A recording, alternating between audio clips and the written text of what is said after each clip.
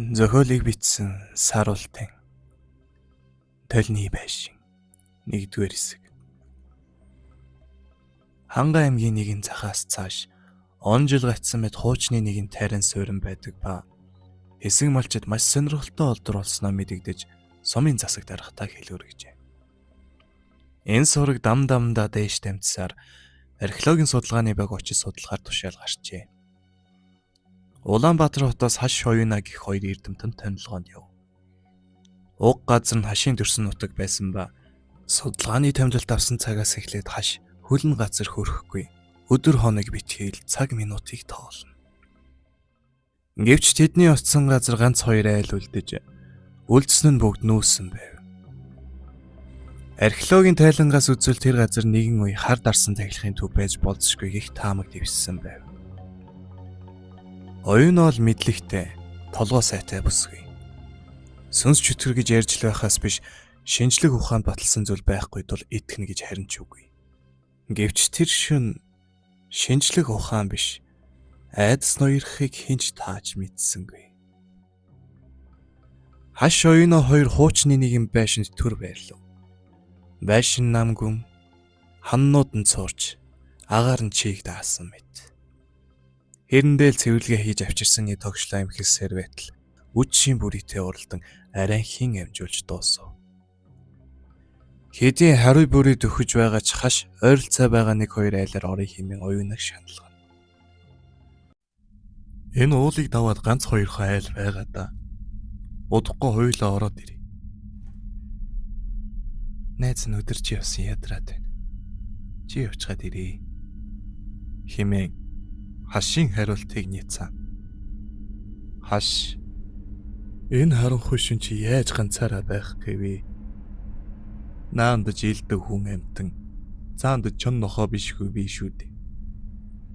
Хэмээн оюунаг айлах гэж үзнэ. Гэвч оюуна тас гүрийсээр үлдэхэр болов.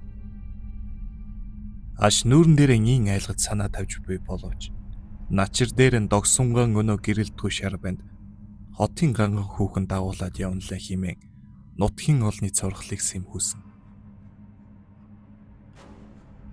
Оюуна хашиг явсны дараа нүүр гараа угаан үс гизгэн самнахаар толны өмнө суув. Гэтэл гэнэ талан дотор нэг хачин дөрс өөрөө биш. Харин яг л өөртөө найдлахын гихтээ нүдэн навчдаггүй. Энэ эмсэглэн хэтэрхий тэгш цэмцгэр нэгэн сүдрийг олж харлаа. Тэр дөрөс айчмаар толны цаанаас түүнийг ширтсээр байхаж. Баг зэрэг жиргсэн оюуна түүнийг лавшруулан хараад элд үзүүл байхгүй байна хэмээн өөртөө итгүүлж үр үйлчлүүлэн үсээ санав. Оюуна байшин байх жижигхэн ураг хэмэглэн өөртөө тун тухтай ор засаад тухлав. Харин хашид газраар авчирсан хэдэн гудас болон хувцснуудыг зулан засч үлдээ. Оюуна маргаашийн ажил болон олдруудын талаар бодон хөрвөж хөвтсээр нэг л мэтгэд бүх нойрондоо дийлдэн унтжээ. Тэр шөнийн зүүдэндээ өөрийгөө толны өмнө нүцгэн зогсож байгаагаар харлаа. Гэвч энэ удаа толь доторх дүрэн түүн рүү гарч сунгаж өөрийг нь татаад оров. Өглөө нутгийн нэг хөгшин эмгэн уулнаас бууж ирээд байшин зочлон ороход хаалга онгорхоо байлаа. Гэвч хинч байсан. Зөвхөн толны өмнө модон шалан дээр үлдсэн устай хөлийн мөрөл байлаа.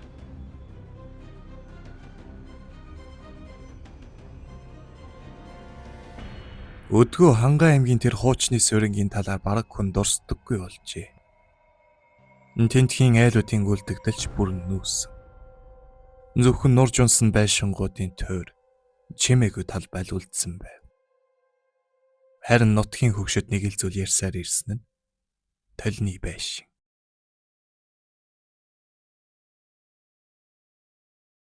Энэ түүхийг олон жил үл тоосон ч сүүлийн үед шинээр гарсан нэгэн газрын зураг дээр тус нутагт үл мэдэгдэх чулуун байгууламжийн бүр тэмдэглэгдсэн нь археологчдын сонирхлыг татжээ.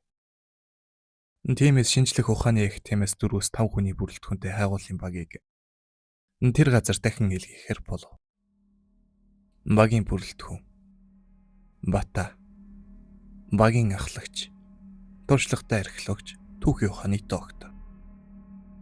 Аруна залуу антропологч, хүний үлдэц, соёлын зан үйлээр мэргэшсэн. Төмрөө техникийн инженер, химжилт, дрон, газар дорх мэдрэгч хариуцагч. Гэрэлмэ уур амьсгал, хөрс судлаач, тайван боловч их ажигч. Жавхлан зураглаач, баримтат киноны оператор.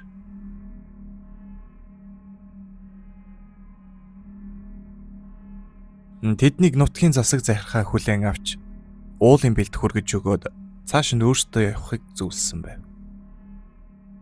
Учир нь нутгийн жолооч нар тэр газар руу явахаас аль болох зайлсхийдэг. Тэрч байтугай толны байшны дэрэгдүр өнгөрөхөөс эмээдэг аж. Бата багийнхан дангийн хэлв. Энд нэгэн үед ахилахын төв байсныг 1970-аад оны археологийн тайланд дурдсан байдаг.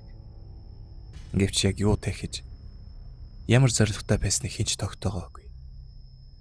Харин 30 жилийн өмнө нэгэн эрдэм шинжилгээний багийн судалгааны мөр тасарсан тухай архив тэмдэглэл байдаг. Тэр үед юу болсныг бид одоо мэдэхгүй. Гэхдээ бидний зорилго бол үлдэгдлийг наривчлан шинжлэх, боломжтой бол тухайн үед алга болсон эрдэмтдийн талаарч булмөр олох явдал. Аруна дууга намсхан. Тэгэхээр яг тэр байшин руу очих юм уу? Бата нүдний шилээ засаж амьсгалаан татав. Тийм ээ. Толны байшингийн төр хүртэл очино. Зохиолыг бичсэн Саруултын.